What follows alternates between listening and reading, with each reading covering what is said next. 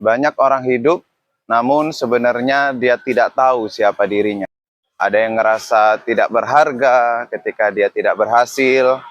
Ada yang merasa dirinya gagal karena masa lalu. Ada juga sebagian orang yang merasa tidak berarti ketika hidupnya tidak diakui oleh orang lain. Pertanyaannya, kenapa manusia sering sekali mudah kehilangan identitasnya? Pertama, karena manusia atau dunia sering sekali mendefinisikan siapa kita. Di dunia ini, identitas sering sekali diukur menurut apa yang bisa kita lakukan. Kalau kamu berhasil, maka kamu akan dianggap berharga. Namun sebaliknya, kalau kamu tidak berhasil, maka kamu akan dianggap tidak berarti. Dunia berusaha ngomong kepada kita bahwa kamu adalah prestasi kamu. Kamu adalah pekerjaanmu. Kamu adalah penilaian orang lain. Masalahnya, semuanya bisa berubah kapan aja. Hari ini dipuji, besok bisa dihina. Masalahnya ada banyak orang yang hidup dengan identitas yang rapuh. Kedua, iblis itu sering sekali menyerang identitas manusia. Injil Matius 4 ayat 3, ketika Yesus dicobai di padang gurun, iblis berkata begini, "Jika engkau anak Allah." Ini perkataan mengenai identitas Tuhan. Padahal di Injil Matius 3 ayat 17, Allah sudah berkata, "Inilah anakku yang kukasihi." Perhatikan, iblis menyerang kekuatan Yesus. Iblis menyerang identitas Yesus.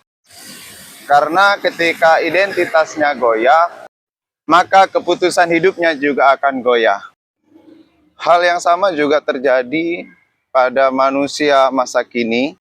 Iblis itu suka ngomong begini, "Kamu tidak cukup baik, kamu tidak cukup berharga, kamu tidak cukup layak." Ini yang selalu iblis katakan kepada kita. Padahal jelas itu bukan suara dari Tuhan. Kita adalah orang yang berharga, kita adalah orang yang dicintainya. Yang ketiga, identitas sejati itu diberikan oleh Tuhan. Identitas sejati bukan berasal dari dunia. Kejadian 1 ayat 27 dikatakan bahwa manusia diciptakan serupa dengan gambar Allah. Artinya sejak awal Tuhan sudah menentukan bahwa manusia berharga, memiliki makna, dan juga memiliki tujuan.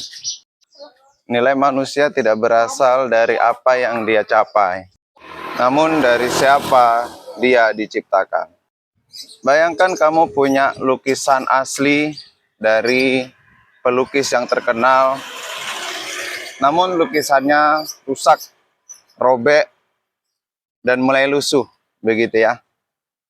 Namun karena pelukisnya adalah seorang yang terkenal, kondisinya seperti apapun tidak akan mempengaruhi dengan harganya. Harga lukisannya tetap mahal dan menjadi rebutan banyak orang. Hal yang sama juga terjadi kepada manusia. Kita sempurna bukan apa yang kita lakukan.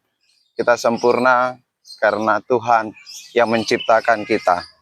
Jadi pertanyaannya bukan lagi apakah saya cukup berhasil, apakah saya cukup kuat, apakah saya cukup hebat. Pertanyaannya sebenarnya adalah apakah saya hidup sesuai dengan identitas yang Tuhan berikan.